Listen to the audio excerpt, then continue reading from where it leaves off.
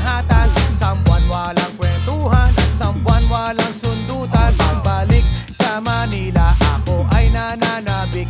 Mabaliw-baliw ako sa kanyang mga halik. Okay lang di maiwasan na mamiss paminsan-minsan, pero pag kami nakita aking panggigigilan, di ko siya